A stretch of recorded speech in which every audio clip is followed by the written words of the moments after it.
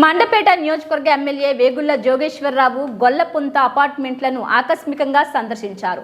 TIDCO EE Rita, Mandapeta municipal commissioner B Ramu ఇతర అధికారులు పర్యటించారు. తక్షణమే చిట్టడివిలా పెరిగిపోయిన పొదలను తొలగించాలని అధికారులను ఆదేశించారు. ఇక్కడ నివాసం ఉంటున్న 3000 కుటుంబాలకు అవసరమైన సౌకర్యాలు తక్షణం కల్పించాలని ఆయన ఆదేశించారు. ఈరోజు మనం మండపేట టిట్కో గృహ సముదాయానికి రావడం జరిగింది. మున్సిపల్ కమిషనర్ గారిని, మిగిలిన మున్సిపల్ అధికారుల్ని, టిట్కో కంబైన్డ్ ఈస్ట్ వెస్ట్కి సంబంధించిన ఈఈ గారు, డిఈ గారు, ఇతర అధికారులతో రావడం జరిగింది.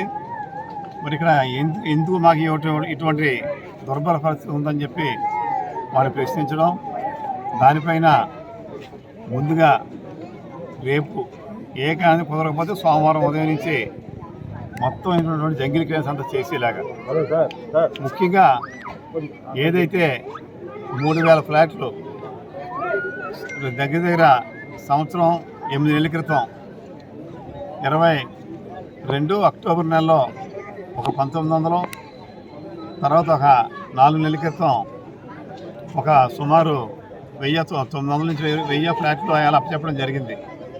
ఈ 3000 ఫ్లాట్లని ముందు ఒక కమిటీలు వేసుకోమంటున్నాం.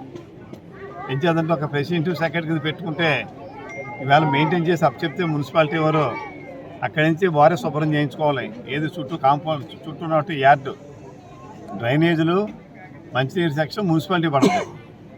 ఆ కాంపౌండ్లో వాళ్ళు చక్కగా పూల మొక్కలు పెట్టుకోవచ్చు, లేదా ఇంటికి పనికి వచ్చేటువంటి కూరగాయలు, వంకాయలు కానీ, బెండకాయలు కానీ, బీరపాదు కానీ పెట్టుకుంటే, టమాటాతో సహా ఏం పెట్టుకున్నా ఇటు పరిసరాలు శుభ్రం అవుతాయి. ఎవరికి వాళ్ళకి సొంత కూరగాయలు పండించుకున్నటువంటి తృప్తి, మరి ఖర్చు కూడా మనకి వాళ్ళకి కలిసి వస్తుంది. ఆ రంగం పెట్టుకుని విజ్ఞప్తి చేస్తున్నాం.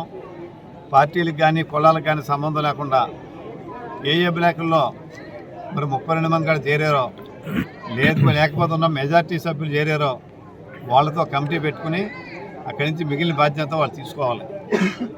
మరి వాళ్ళకి ఆ కమిటీ వారికి మున్సిపాలిటీ దాన్ని శుభ్రం చేసి, చుట్టూ ఉన్న పరిసరాలు శుభ్రం చేసి వాళ్ళకి అప్పచెప్తారు.